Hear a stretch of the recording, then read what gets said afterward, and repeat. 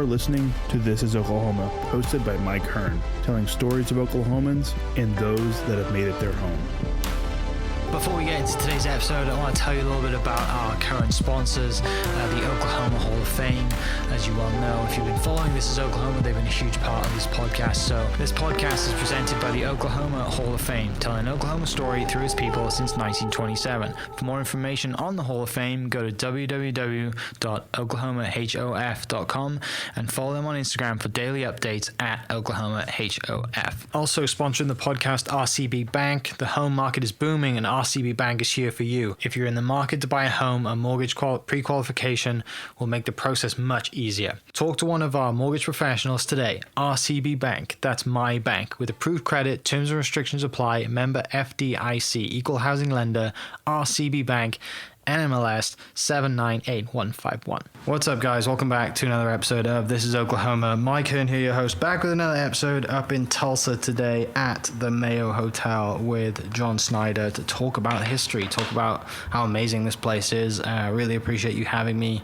I'm excited to stay here and check it out because there obviously is a lot of stuff that goes on here, a lot of stuff that, history that's happened here, and I know we're not going to get to all of it today. But John, thanks for taking time out of your day, especially on a weekend, to kind of sit and tell some stories.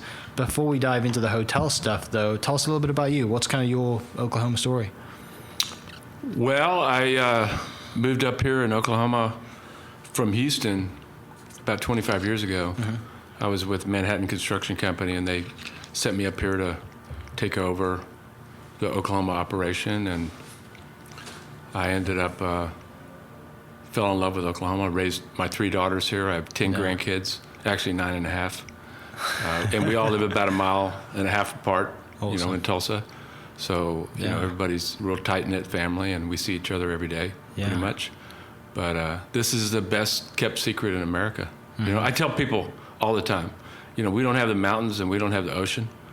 But what we have, you don't have to wait in line for. And, very true. And the lakes, they're unbelievable. Mm-hmm. So it's, and there's more and more people coming here. I have a story. So I kind of engage with every new person that I meet, because I can kind of tell if they're from here and they're not. So there was an AT&T repairman working on my house that I just sold to my youngest daughter and her husband. And he was a little shy. And so I said, hey, man, he had a dip in his mouth. I said, what are you dipping? He goes, Copenhagen long cut. I said, nah, no kidding, man, good. And I said, where are you from? He said, Sacramento, California.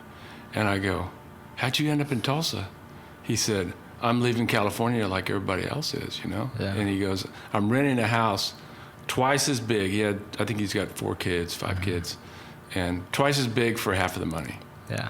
And he gets to see his kids every day. He goes to their sports and that kind of stuff. And that's what, Tulsa's that way. Oklahoma City, Stillwater. It's all about family here. And it's getting better. I met another lady.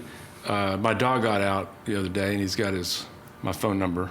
That's how I meet a lot of people. Damn dog gets out all the time. But anyway, so the lady I'm about almost 64. She's about my age, and so I was talking to her, and she just bought a house, and her daughter just bought a house. And I said, where are y'all from? And she goes, San Francisco. I said, wow. I said, how'd you end up in Tulsa? Kind of like I always do. And she said, we hired, my family has a big business, a winery and all this kind of stuff, and we hired a relocation expert, and they told us we should move to Tulsa. Wow. And I was like, dang, I couldn't believe it. Yeah. So it's happening. It's happening. Slow, but it's slow everywhere in the country. Things are, how it is. And I don't think it's going to get much better anytime soon. But we're kind of in this little ecosphere here where people are really friendly. There's not a lot of traffic. Things are a little slower, and there's a lot to do here. There's a lot to do. And I talk to people that are from Oklahoma, and I ask them, "Have you ever been to Pawhuska?" No, I've never been to Pawhuska. And I go, how long have you lived here? My whole life. I said, man, you need to get up to Pawhuska. Yeah. They're filming the movie, The Killers of the Flower Moon, Yeah. Robert De Niro, Leonardo DiCaprio. They're all here in Tulsa hanging out, and they're up there, and they have dirt on the streets and all that kind of stuff. And So yeah, I mean, I'm pushing Oklahoma. Yeah. Pushing Grand Lake real big right now. I mean, Shangri-La is so far over the top. I mean, the new activity center they just built there, open to the public, pickleball, tennis, state of the art, games for kids and stuff like that. It is like you drive in there and you look at it, it's just like this panoramic view of the golf course and everything and the lake, and you're like, man, this is Oklahoma. It's like Disney World. Yeah. And then the gathering place too. I mean, that's like free Disney World to everybody. I mean that. Yeah. And they got the new dam coming and the whitewater rafting thing. So there's a lot of good stuff going on. Mm-hmm. So back to Houston, growing up, what gets you into construction growing up? So I started out, grew up in San Antonio, and then my dad became the operations director at the National War College in Washington, D.C. Mm-hmm. And so we moved from San Antonio to D.C., and that was rough, man. Yeah. How old were you when you moved? I was in middle school. Okay. Yeah, they took my cowboy boots my first day, and I went to school. Right. I came home on the bus with no shoes on. So, yeah, it was tough. But I got out of there as quick as I could. But I started racing motorcycles, motocross, at Budds Creek in southern Maryland, and then I ended up racing motorcycles all over the country as a little kid. So anyway, so I was about to turn pro, and it was kind of one of those things. I never got hurt. I won a lot. I got a lot of seconds. I got a lot of thirds, but I just didn't want to get hurt. And it was kind of getting to the point where the motorcycle crowd was not kind of my crowd at the time. And so I got home from a party one night and saw the stuff that was going down at the party, and I was like, man, this is not me. So I woke my mother up and I said, hey, I'm going to Texas A&M tomorrow morning. So I loaded up my van. I had my name on the side of my van and full of motorcycles, hair down my back and all that kind of stuff. And went to Texas A&M, like the most conservative college in America, right? For sure. And my two brothers were going to school there, so I went to Texas A&M and got in the building construction program, building construction, civil engineering, and I was there 4 years, and I started roofing houses, building houses, going to school. Met my wife Tori, she's from Laredo, and she had graduated a year before I did, and so we got married. A couple months after we got married, boom, wasn't supposed to have kids, and all of a sudden, here it is. Got kids coming. So I hadn't graduated yet, so I was forced. I had no insurance, anything like that, and I had a framing crew, and the money was kind of like hit or miss, Yeah. And so. Well, you were still going to school at this time too, right? Yeah, I was still in college. Yeah, A&M, and so I took a job in Manhattan in Houston. And in Houston, I mean, there were tower cranes everywhere. I mean, there was so much construction going on. And so I was just thrown into the big time, multi-story, 30, 40-story buildings, working for Manhattan. Yeah. And, I started at the very bottom as a field engineer and, learned to do, formwork and operate cranes. And so, I knew how to do it all. And then I came up to Oklahoma, I learned to estimate, and I had all these guys working for me. And I came to Oklahoma, and we had like maybe one job in Tulsa, one in Oklahoma City. And then when I left Manhattan, we were pretty much, our biggest competitor was Flintco, who's a 100-year-old company just like Manhattan was. But we pretty much had 50-50. Yeah. We had a lot of Indian casinos, lots of healthcare, lots of, like we did the Bok Center, I joint ventured with Flintco on that. And so, yeah, I mean, it was pretty good. But my family business just got so big, and mainly it started with this hotel. And I can kind of tell you that story if you want to hear it. Yeah. So I came to... So before you get into family businesses, hotels then? Our family business, we buy old buildings. Okay. And historic buildings that we can get tax credits on. Okay. And, the more torn up and worthless the building is, the better it is. You don't want I call it like a tweener building, where you don't want a building that was, like built in the 60s or 70s. Right. It has like 1980 stuff that's not energy efficient. It's not real reliable, but it's not ready to tear out. You want something that you can tear completely out. Yeah. And so that's what we do. And we have properties in Tulsa, Pawhuska. We have a 20-room boutique hotel in Pawhuska, right next to where they're filming the movie. Yeah. And then we have properties in Lubbock, Texas. So when you went into construction at a young age then, after college, or you'd already kind of been generally around it with family and you kind of knew something about it already? It wasn't like you were jumping into a job that like you'd never seen or never heard about before? Right. Okay. So I just told my son-in-law today, he's in the heating and air and plumbing business, and he's doing really well. And his name is Justin. I said, you know, Justin, when you know how to do this stuff, that's power. Yeah. And I mean, I knew what the cost was. I knew how to do it more efficiently. I knew how to buy the materials, where to buy the materials, and when to buy the material. And so you can, you know, most people are paying $150 a foot, $200 a foot. You know, we're doing our stuff for $100 a foot to $80 a foot. Not lately, though. Not lately. Because, I mean, what's happened with the material prices, I mean, it's just unbelievable. Yeah. I mean, an 8-foot 2x4 number 2 grade is $8.64 plus tax at Home Depot. And, you know, hell, in like November, it was like $3.50. Yeah. You know, maybe, you know, so it's, and then a sheet of 3/4 inch plywood is $75. It used to be like $26. So I don't really know where we're heading, you know, with the material prices. Right. I just wish I had about, you know, 10 truckloads full of 3/4 inch plywood sitting in my warehouse. But so we kind of hit the pause button on our development stuff with COVID, and you know, we were about ready to start getting going again. We have 10 acres over here in the interdispersal loop. Okay. That half of it's historic tax credit stuff, and we were building an apartment building called Mako Lofts, Mako after a German motocross bike, and my motorcycle museum's over there. So I kind of have this whole, it's called Mayo Place, and so it's called Live, Work, and Ride, kind of thing. And but yeah, that's we just kind of see how things go. You know, don't want to overpay you know, for material and things like that. But, and in no rush too. And there's a lot of developers like me that are, you know, kind of on the sidelines, just kind of waiting. Yeah. But I finished up all my projects. I had my one little Mako Lofts. Maybe I was probably 20% started on it. I didn't have my loan yet and all that kind of stuff, so the clock wasn't ticking. So it was easy to, you know, shut that down. Yeah.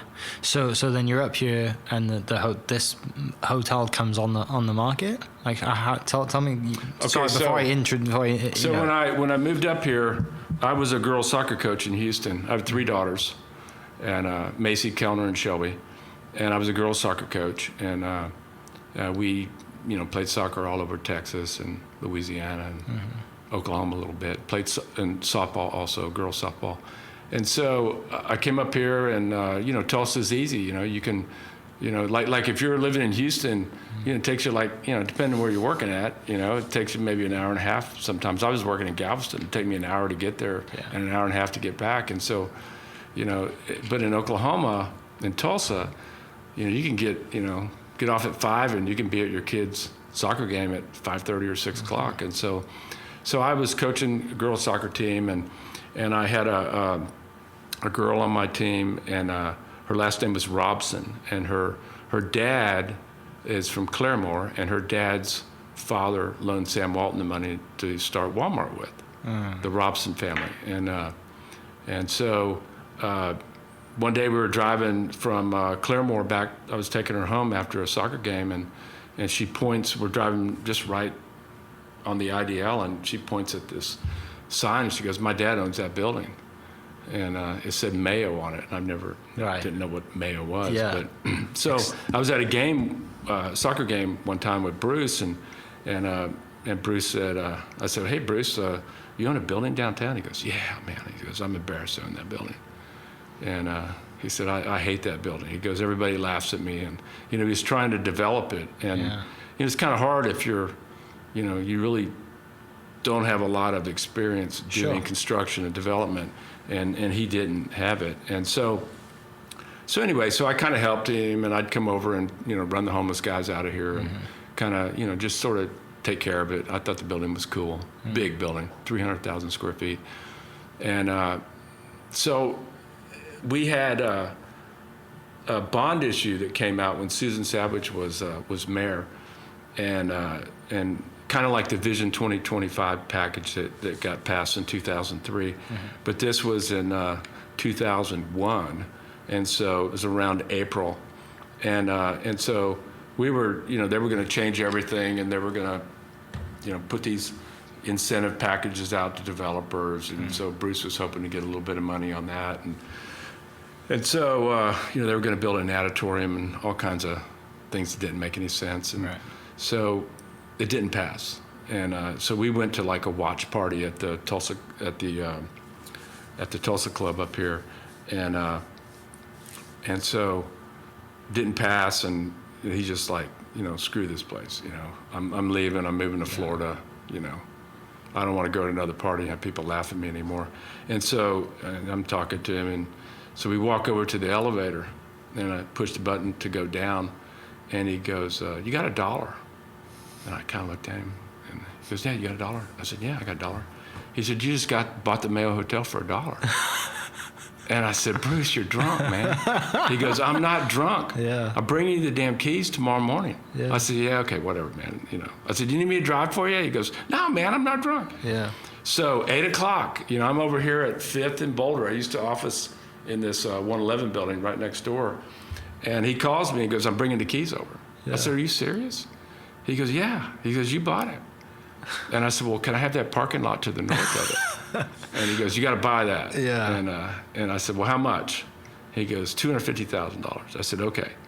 And I said, hey, I work for somebody else. I don't have a hell of a lot of money.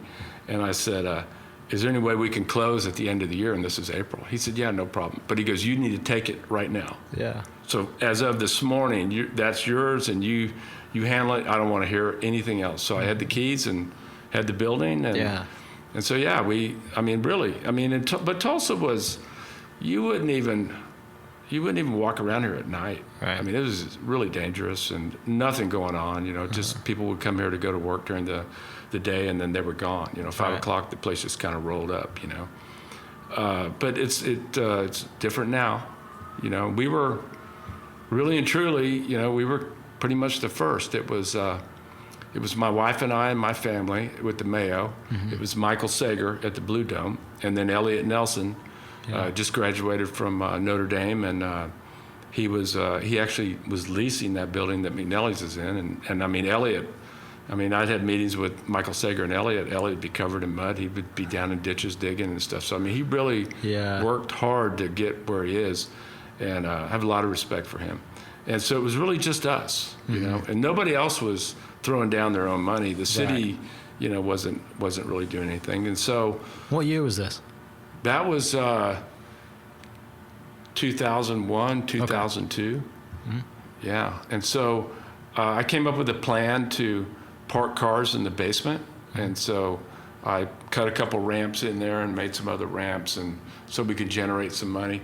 And then my daughter Macy graduated from OU, and then we went ahead and added bathrooms on the first floor, and then we just set up that whole lobby area in this mezzanine for events, and then we would just rent it, a couple $1,000 for an event, and then they bring their own, food, their own caterers and stuff like that. We would rent tables and chairs, and so we were able to eke out a little bit just to pay the bills and things like that. And Macy, she ran the whole thing.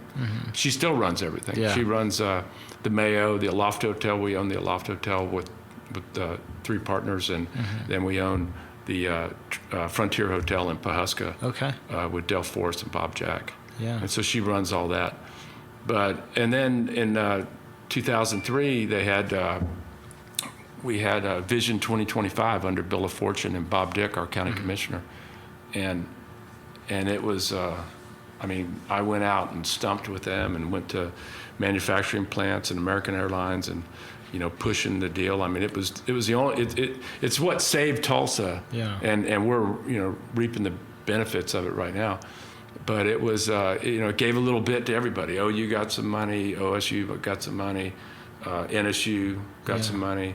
And then they put out, I think it was $15 million of seed money to developers to build apartments. And so we competed for that, and we got $4.8 million. It was a zero interest loan for 10 years that we paid back in 10 years. And that's kind of what kind of jump-started it. So without the help of the city of Tulsa, we really couldn't have done it. And so, we owe a lot of gratitude to the citizens of Tulsa and Build a Fortune and people like that. We paid our money back. And then we have other apartment buildings that we also competed and got money, like on the old YMCA. It's a 82-unit apartment building. It's called Y Lofts. Detroit Lofts over here by the ballpark, which we did and we sold. And then the Vandiver building was 40 units over here at 5th and Main. And we sold that. Yeah. So it's been good. So it's been good for not just us, but for a lot of people. Well, yeah, you're right. Collectively, it seems really kind of changed in the last 20 years, changed the city. So you get the keys to this place. What do you know about the building when you get the keys, other than it's historic and? So I walk in and that beautiful grand hall that you see, that big 2-story atrium deal with the stained glass, was wide open, and there was a bonfire there. And there was probably 30 or 40 homeless people in here. Yeah. And so instead of walking around with a gun and intimidating everybody, I just walked around with cigarettes and would give them a pack of Marlboros and ask them to leave. And, they'd leave. And I finally got them out, and then I barricaded up all the windows, welded rebar where the windows were, busted open. But we had problems where the terracotta was falling off the building. I mean, it was a big liability. I mean, most people would not have, even for nothing, it was just too much to handle. Yeah. And it's a 22-story building. It's kind of like eating an elephant, man. It's right. Even I don't get overwhelmed that easily. But 10, 15 years ago, I damn sure didn't. But it was overwhelming. But we, I actually, what happened was I was going to do a condo job at Shangri-La, but before Eddie Gibbs bought Shangri-La with a guy named Pete Boylan. And I met a guy named Drake Leddy from San Antonio, who was a developer that I did some stuff with in Dallas. And Drake was in the middle of doing the President Hotel, which is a lot like in Kansas City, which is a lot like the Mayo. So I'm in a meeting in San Antonio in his office, and I look over on the wall. I go, "Damn, that looks like my hotel." He goes, "What do you mean?" I said, "I got a hotel just like that." He said, "Really?" I said, "Yeah, the Mayo." So we kind of started talking, and it was eligible for tax credits, and so we brought Drake in as a partner, and so my wife and I partnered up with Drake, 50-50 on everything. We just split the baby, and it worked out great, and we borrowed money with IBC Bank El Dorado, who's been our bank going on 20 plus years now. They've done all of our development stuff, and so yeah, with that, and we sold our federal tax credits to Chevron through Drake, Drake and his guys, and used a big-time tax credit lawyer named Mike Markinson out of St. Louis, who's still a good buddy of mine, and they put the whole thing together, and we sold the state tax credits to Chevron, and then we sold the federal tax credit to Chevron, and the state tax credits we sold to basically a syndicate of insurance companies and stuff like that. It's like transferable credit. Yeah. And so when you put all those pieces together, we borrowed $23.5 million. We had 4.8. We had, 8 from Chevron. We had 7 something from the state credits. You put it all together, and it's like $42 million. So that's how, not quite 42, but pretty close. That, yeah. So that's what it costs to do it all. Yeah. But it's it's not easy, I mean, we opened September of 2009 to Britney Spears, 60 rooms. We weren't completely done. Right. But we have 76 apartments here, 102 hotel rooms, rooftop bar, big, beautiful ballroom for weddings and things like that. And then a restaurant, which we haven't reopened yet, and a really, really nice coffee shop, Starbucks. So we proudly serve coffee shop. Yeah. And so anyway, it was a little difficult. It's like, and I've seen it before. Because I was with Manhattan Construction for 30 years. And we would build these big, huge buildings for people. And we did all the WorldCom work with Bernie Ebbers, and it's just kind of this it's this love fest, and building the building and the colors and how it's going to look and changing this, and all the interior designers and the architects and all that stuff. But then when you open, it's like everybody's gone. They're paid, and you got to start making money. Right. That's the hard part. And so my partner out of San Antonio, who I love to death, Drake, he's a great guy.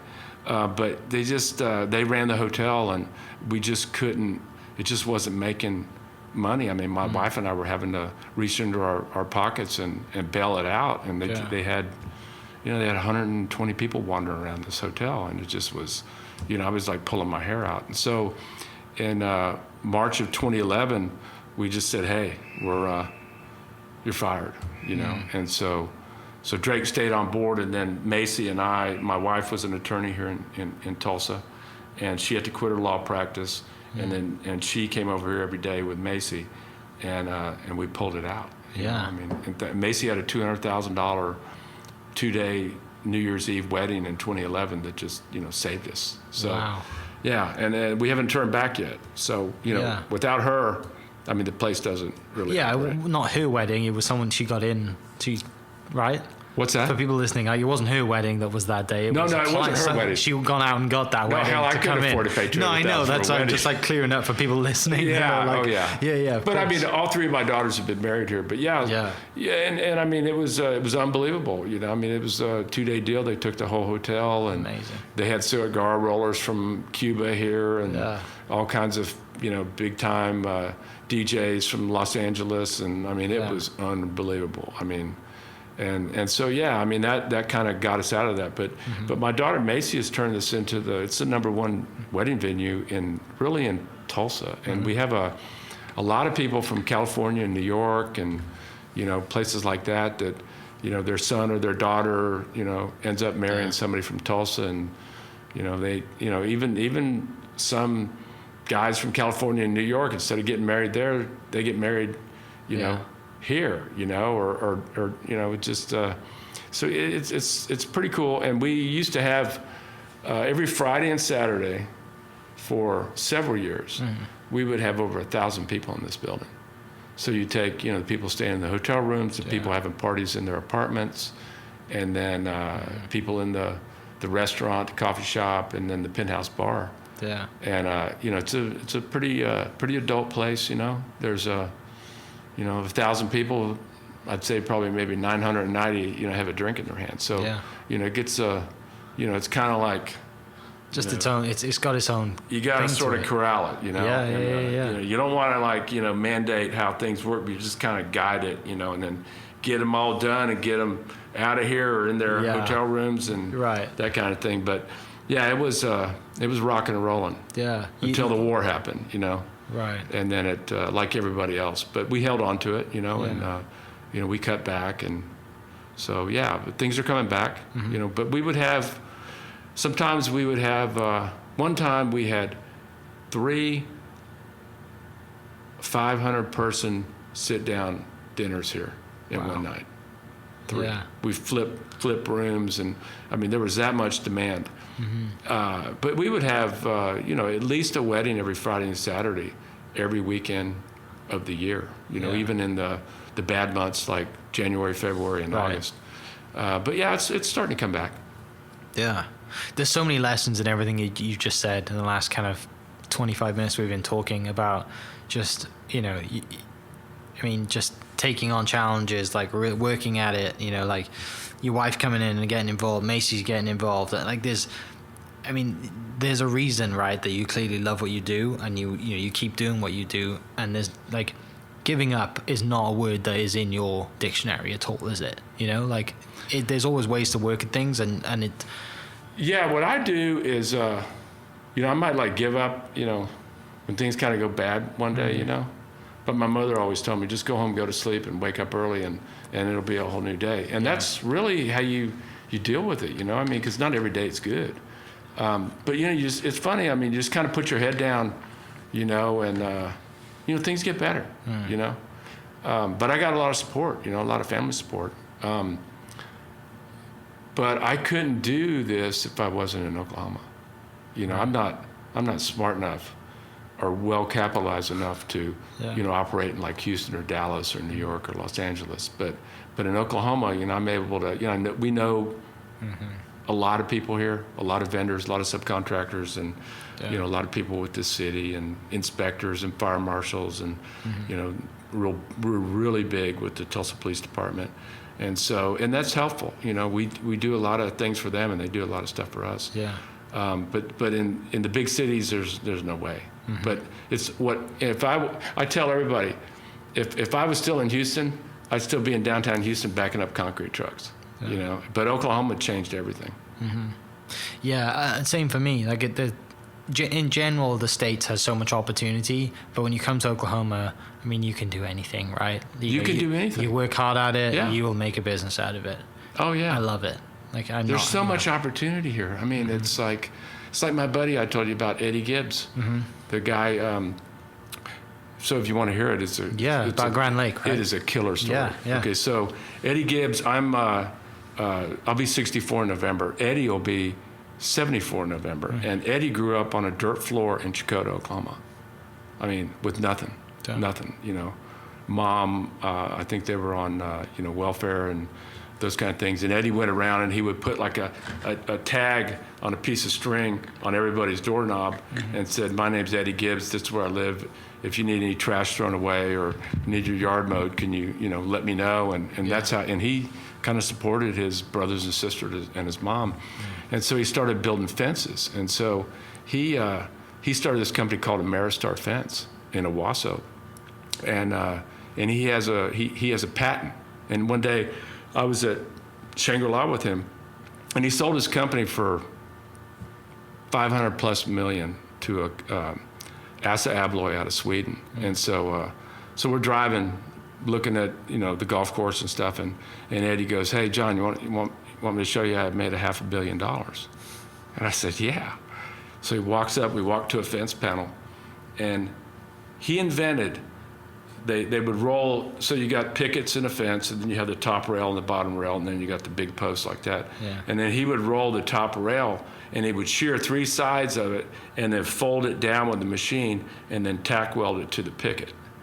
And he patented that. Oh, wow. And then he ended up, getting to Salesforce, and they, when 9/11 hit, they designed all the, security fencing that kind of arches over that you see around all the federal installations and stuff. And then he was sending stuff, to the Port of Catoosa and put it in Connex boxes, and it was going to Saudi Arabia and all kinds of stuff. So, yeah, he's a pretty amazing guy. Wow. You would never, ever, know just by looking at him, but he's just a good dude. Yeah. And then what he's done at Shangri-La, which I was telling you earlier, I mean, it's a total gift to Oklahoma. And if you haven't been there, you need to go there. I mean, it is it's unbelievable. Yeah. So over the top. But yeah, that guy, and he's not done yet. I mean, we talked earlier, he's going to build a Tiger Woods Par 3. Yeah. And I just opened up a $14 million activity center that's open to the public. So it's thankful that he likes cool. golf. I'm thankful he likes golf. Well, it's funny. He likes golf, but his shoulders are gone from digging fence posts like that. With a post hole digger. Yeah. But yeah, I mean, there's so many stories like that. Ditch Witch, out of where are they from? South of Stillwater. I mean, that just all these stories, Boone Pickens and all that kind of stuff. So yeah, it's a great place. Yeah, no doubt. And I mean, like I said, you raised your family here. You and your wife are still here. You got 3 kids, and like I said, 9.5 grandchildren. Tell me about kind of obviously we're close to the BOK. Tulsa's more of a music town than Oklahoma City is. I don't think people in Oklahoma City like that, but it's true. People seem to stay here. So let me tell you the story about the BOK Center. So I went to the CEO of Flintco one day, and I brought a real expensive bottle of wine for him. And I brought it, and I sat it on his desk. His name was Tom Maxwell. And I said, "Hey, Tom, what is 100% of zero?" He said, "0." And I said, "What is 50% of 1?" He said, 50%. I said, "Right. We need a joint venture and go after the BOK Center because there were all kinds of huge construction companies, Turner and Austin Commercial out of Dallas, all these big companies, big mega arena, football stadium builders that were vying for it. I mean, we could have lost it, so we joint ventured on it. So we ended up interviewing for it, and we got it. And then my brother Jim, his firm built, arenas and things like that, and so they wanted to, get involved, and so I introduced them, some people, and they said, well, who's the most, connected architect in Tulsa? And I said, it's Steve Alter with Matrix Architects. And he goes, where's their office? I said, just right up here. So I dropped them off, and they met each other, and then boom, it was like they were off to the races. Yeah. And so then they had this star architect kind of thing, where anybody can kind of build an arena, but the way it looks and feels and all that kind of stuff. And so my brother knew Caesar Pelli because he did a big building with him. And so he got Caesar Pelli on his team. Yeah. And then HOK Sport out of Kansas City got a guy named Peter Eisenman on their team. And then I guess Peter Eisenman, while they were competing and getting everything together, Peter Eisenman had a seminar or something. He was a guest speaker in New York University or something like that, and they were talking about something kind of like what we're doing today. And they were saying, well, what projects are you working on? He goes, I got this project in Tulsa. They ought to just blow that place up. And the word got out, and so when they had the interview, when Caesar Pelli and my brother's team did their interview, and then HOK Sport had Peter Reisman did their interview, our head county commissioner at the time, Bob Dick, who was pretty damn good dude, and he goes, Mr. Eisman, tell me about why do you want to blow my city up? I was born and raised here, and I plan on dying here, and we're trying to change this place. And he's like that. So anyway, they ended up not getting it. Right. And then Peter Eisman was gone with them, and then Caesar Pelli is the reason why that arena looks like it does. And so if you go to the Oklahoma City arena, it's like a lot of arenas. You go up, and up. Yeah. It's flat. Right. So that is built on a hill, so it's split level. So you go in and you go down to the playing floor, and then it's that bowl feeling. Another another level up like that. So it's kind of a split level. So it's kind of a boutique looking deal, and then he puts a sweeping glass on it, and it's in stainless steel. I mean, it's awesome. It's a building that it's a timeless building. It'll be there forever. So we're in these rooms and kind of trying to decide with the some city councilors and the mayor and the arts directors and the architects and Caesar Pelli and the Flintco guys and I. And so what we decided to do was to make it a music venue that accommodated basketball. Right. And that's what it is. I mean, it is all about, Yeah. It's a music venue. And I was telling you earlier, I mean, a lot of groups, they come here just to practice. And we had Pink Floyd here for a whole summer staying at this hotel. Yeah. And they were getting ready for their world tour. And, it was, people like to play there. And so, we're close by. We got a lot to offer here, and there's a lot of stuff here. I mean, pretty much every dead president stayed here. Elvis stayed here twice, and Michael Jackson stayed here when it was Jackson 5, and James Brown, and it would just Aretha Franklin. I mean, you just keep on going. So they like to stay here, and we've had pretty much every famous group except for Adele and the Rolling Stones stay at this hotel. Yeah. And they come here because nobody bothers them. Everything's pretty chill, and our employees, they don't try to get a guitar signed or anything like that. They just act like they're not here, and so that's the cool thing about it. That's so awesome, isn't it? Well, what about your personal love of music? Kind of, what's your kind of go-to music that you listen to? And I mean, I'm sure you've had people come through here and you're like, man, I got to meet this person. No, I'm not quite like that. But I mean, I'm a diehard U2 fan. I used to rock climb, technical rock climbing, and we in the '90s. And U2 was really hot back then, and so U2 stayed here for 5 days, And I got to meet Bono and Yeah. took him to his room and spent some time with him and some of the other guys. And that was like meeting Elvis Right. in my, and I mean, my favorite song is Every Breaking Wave, man. I mean, that's just an unbelievable song. So, but yeah, I mean, I listen to, progressive country stuff, Yeah. Before we started recording, you mentioned that you were getting back into motocross stuff. Tell me about that. So I started racing motocross when I was about 8. Yeah. And raced all over the United States, California, Florida, Maryland, Texas, and Ohio and stuff like that. And before I was about to go pro, and I was telling you before, I went to university. I never got hurt, and I just, man, I decided to go ahead and go to college, and so I went to Texas A&M and told you about that. Yeah.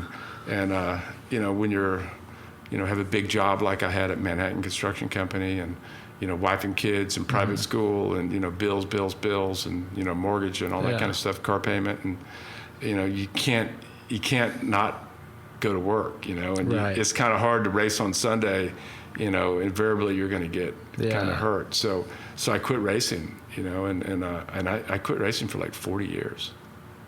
35, maybe something like that.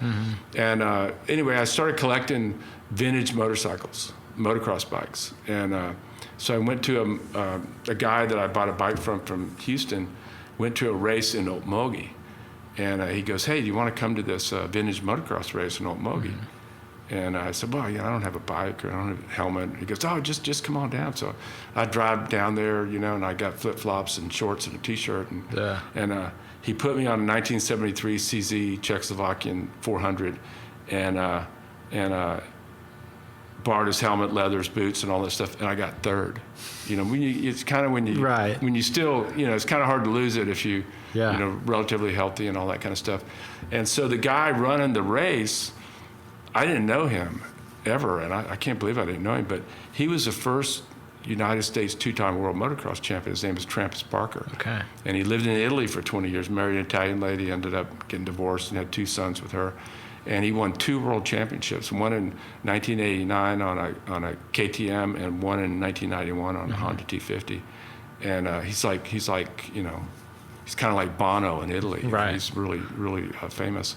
But he married Troy Aikman's high school girlfriend. Oh. Out of Henrietta, Yeah. and her name's Sherry Parker. She's awesome. And so anyway, I met him, and he was putting on the race, and so I got to know him, and my family got to know him, and we were always doing stuff with him, and I started racing with him, and so yeah, that's what I do, and I go to a lot of races. I race on a team with him, and we have this thing.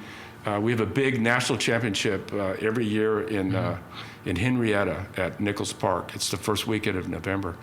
And last year we had about maybe almost 700 riders, maybe 1,000, 1,500 spectators.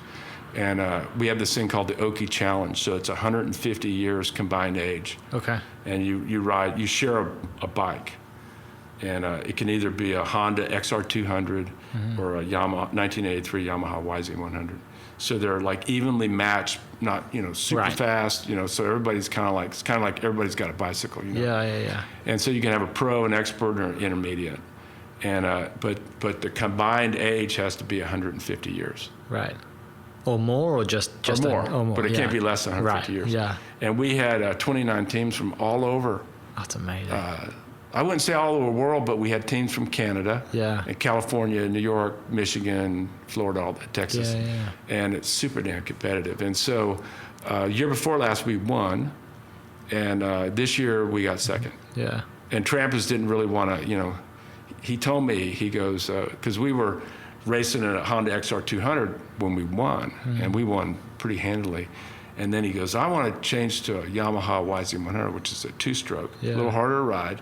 I'm a little bigger, than you really need to be, and so we got second. But he doesn't want to win all the time. No, he wins. right, sure. He's still, Travis Parker's still the fastest 50-year-old in the world. I mean, he is unbelievably fast.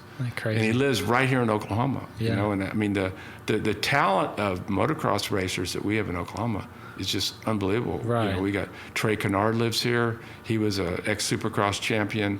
Robbie Rayner was an ex-Supercross champion. We got Justin Bogle out of Muskogee. I think he just got like third at Millville in Minnesota yesterday in the 250 class, and then we got Guy Cooper out of Stillwater, who's like, he's almost as popular as Travis Barker. And no one here outside of motocross knows, right? Like, unless you're in the industry or you're in there, you love it, you follow it, you have no idea. Right. Yeah. I mean, and we have a lot of motocross tracks in Oklahoma, and a lot of them around Tulsa. But it's a great. I mean, motocross is like, if you're, say you're a single mom and you have a son, maybe it's a great, great thing for maybe he's not like a team sports player. Sure. It's perfect to get into motorcycle racing, kind of like golf, I guess. That's not really. It's individual sport, right? Yeah. And it's all down to you. It's a great, thing to share with your dad, stuff like that. And it's if you don't get hurt, that's the problem. Is the modern motocross bikes now? There's probably only like 1% of every young kid in America that can even ride one. Right.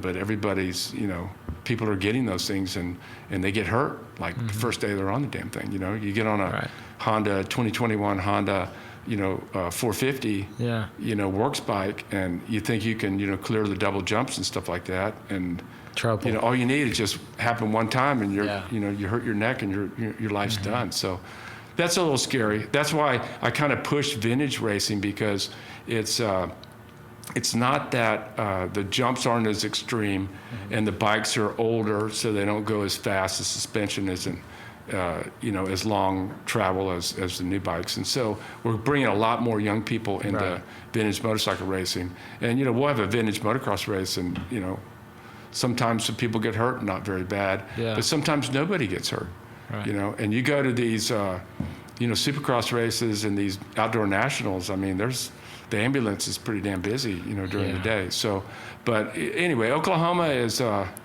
it's a hotbed for, motocross racing. Yeah. There's a lot of talented people here and a lot of people coming up. Right.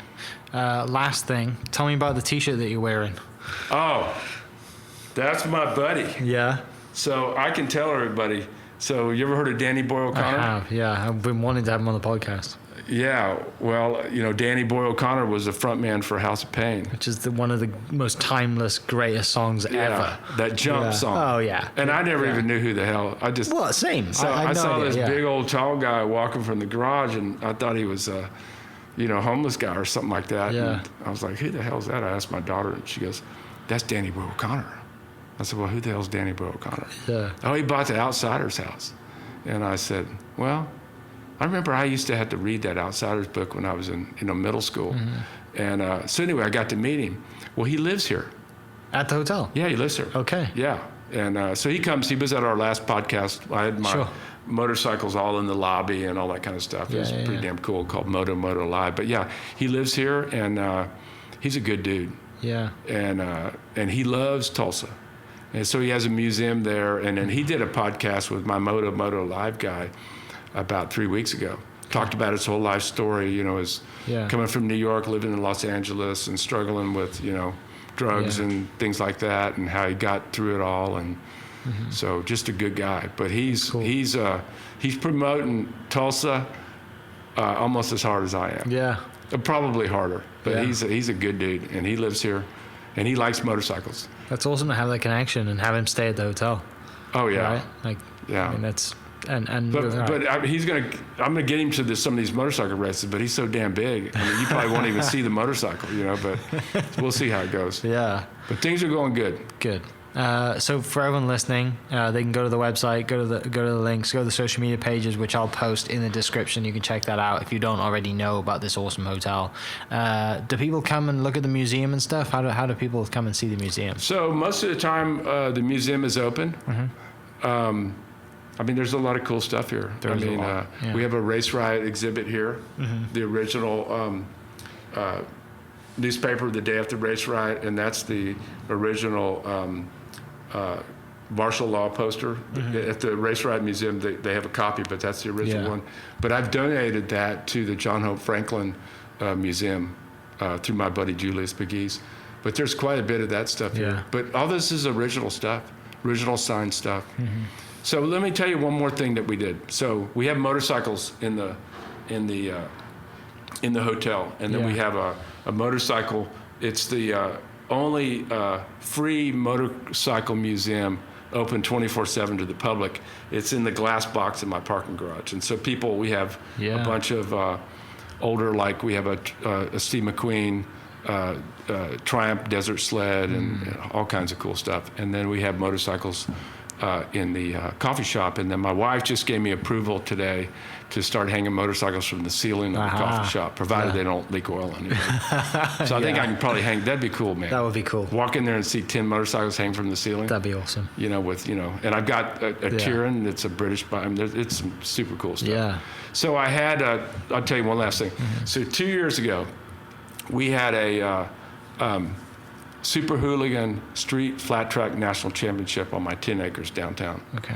With all 1,200 cc bikes, and we had like Indians and Harley Davidsons and Ducatis, Triumphs and KTMs and stuff like that, and we had 3,500 people there. We had Ronnie Mack was there, he's pretty famous. Some of you have heard of him, but he's something else. Big time, yeah. Yeah, he's big time. But yeah, it was really cool, and we had 3,500 people, 1 day deal. So that's called Mayo Moto Street Classics. So if you want to look that up, there's a really cool video about that with a local North Tulsa musician. And so it's awesome to kind of like interweb your kind of passions, right? You love motorcycles and you're like happy to have them at the hotel, and like it's something that's been a part of your life since you've grown up, right? It's cool to really still have that. There's a lot of people who grew up, they did sports. They, for whatever reason, like you said, you stepped away for so long because you had a family and you had priorities. Right. But it's really cool to still have it back and kind of be in the position to still love it, especially the historic stuff, and have a museum and have it open to the public and kind of just give back to a city that you never were born and raised in, but you've fallen in love with. Right. And So what we're trying to do, and Danny's a big part of it too. I mean, we're trying to bring the cool factor.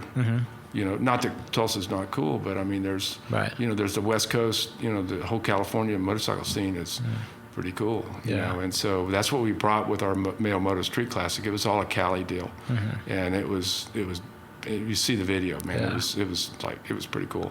But it was the opening of my museum. I have a big museum over here at my 10 acres, and it's called the Mayo Moto Museum. And I have, my wife's not in here, so she'll probably see this, but she kind of saw it the other day. She got kind of upset about it, but I have about 300 motorcycles over there. Yeah. And I kind of slowed down, but I buy those vintage motorcycles, and I have road race bikes and flat track bikes, motocross bikes, all that kind of stuff. And it's an investment. It's like a 401k. Right. And it's amazing how much these things are bringing. I mean, we had an auction at Mecum in Las Vegas 2 months ago. And I got some bikes that I paid like $2,000 for.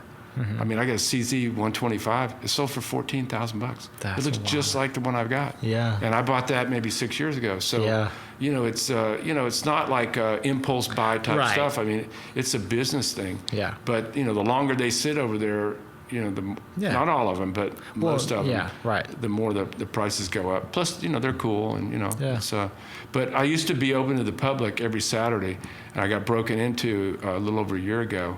So it kind of like let the steam out, about it. But it takes a lot to have it all open. But eventually I'll have it open to the public, and we're right on Route 66 almost, and. Right.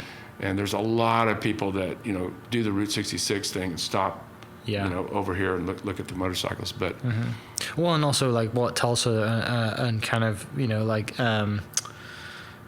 Lieutenant Governor Pinnell's pushing, with the whole Route 66 travel, and you got Mary Beth over it doing with the Muffler Man, and just that whole scene. Like it's in the passport that the Pinnell's put out, and. You're right. There's so many things coming together, and why not make the museum part of it, right? There's a reason that it's people are going to be coming through. People most of the time ride Route 66 on motorcycles. That's right.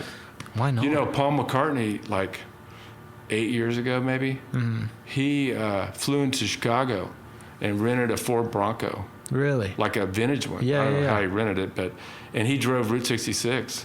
Yeah. He didn't stay at the hotel here. But, when he was married to that one lady, they drove, through here, down Albuquerque, I-40 and that kind of stuff. So it's cool. But, since now, people are cooped up and now everybody's, they're traveling. And there's a lot of cool stuff to see. Route 66 used to go, it was basically 11th Street. 66 went down 11th Street. But before that, it came in over here at the Blue Dome. Okay. And it came in and it turned up on Elgin. And then it came all the way up and it took a right on 6th Street. So it kind of came right almost in front of the Mayo. And then it dog-legged and went across the bridge. But yeah, a lot of nostalgia here, man. There's so much to talk about, so much to take in, and I know we didn't get to everything, but I really appreciate you taking the time to share some stories. Really appreciate your love for this city and this state and Grand Lake as well, and just kind of the people that you've met here, and clearly you've bonded with a lot of them, and just all the people that fell in place to get the grants, right, and to make things happen, and the willingness to make things happen collectively. And when you get people like that in the room, it's intoxicating, isn't it? And why not? Why can't we do this, right? You get that mentality of, with enough hard work, and we can make things happen. That's right. And it's really cool to see that. And I coach a lot of young entrepreneurs like yourself too, and they kind of ask me, how'd you do it? And I don't have any secrets, just kind of tell them how to put it together. But, I tell everybody, these young guys come to me and they go, I'm going to go buy a big house or something. I said, well, why don't you go buy an old warehouse in some little podunk town in Oklahoma? Yeah. We bought that Triangle building in Pawhuska 16 years ago for $13. It's a 5-story. Yeah, no kidding. I swear. Wow. Yeah. They were going to tear it down. You know? And so now it's it's a 20-room boutique hotel, and it's full every night. Yeah. Even tonight, it's probably got 19 rooms, but consistently 20 rooms. And then, Ree opened across the street. Oh, yeah. And then after we owned it, I knew Ree, before she was kind of re-drumming, Right. And then she opened her mercantile, and, that place was dead, man. Dead. Yeah. Dead. Mm-hmm. And now it's unbelievable. Right. And then you got the movie thing going on. Let me tell you, I think it's, it's kind of coming together. And like you said, Matt Pinnell, he's a go-getter, and he's got some good ideas, and he's bringing that cool factor in. Yeah, no doubt. I interviewed someone actually called Old West Buffalo that moved from Colorado. They had a buffalo herd in Colorado, and they moved to Pawhuska to continue building their herd, because their whole thing is talking about the buffalo and where it started, and it pretty much started in Pawhuska and around that area. So he was on the podcast a couple of weeks ago telling me the whole story, and they didn't even realize, they accidentally drove through Pawhuska and they didn't realize where they were, and they're like, this place is perfect. And then they see a for sale sign and buy 100 acres. And they were from Colorado originally. So there's so many stories like that. Yeah, right? And what they'll probably do, I don't know this for sure, but I would think they are. My artist in residence guy, Morgan, I got him a job, and he's over there working for Apple Studios, doing all their street signs and all the interior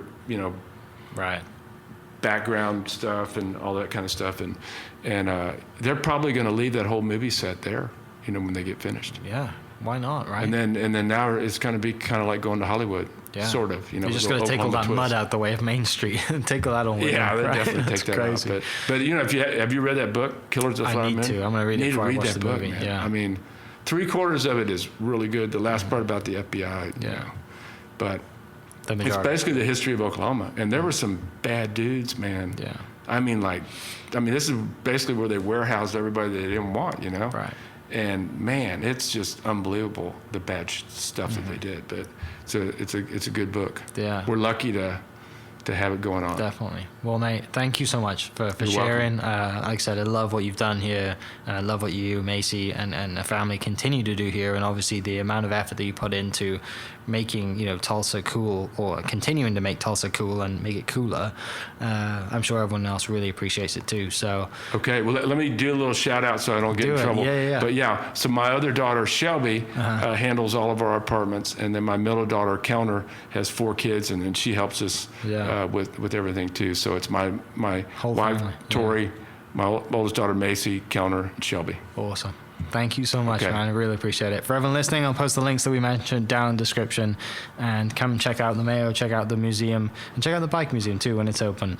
We'll catch you next episode. Cheers. This podcast is presented by the Oklahoma Hall of Fame, telling Oklahoma's story through its people since 1927. For more information on the Hall of Fame, go to www.oklahomahof.com and follow them on Instagram for daily updates at OklahomaHOF. Always be on the know and on the go with RCB Bank's free text banking tool. With text banking, you can be alerted via text on every transaction 24 hours per day. Text banking with RCB Bank allows you to check your balances and transfer money anytime, anywhere.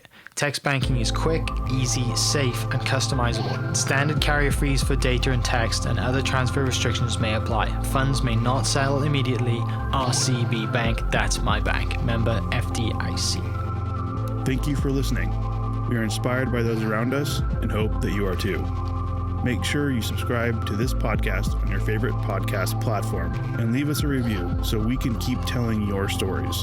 For more great Oklahoma content, follow This Is Oklahoma on Facebook and Instagram.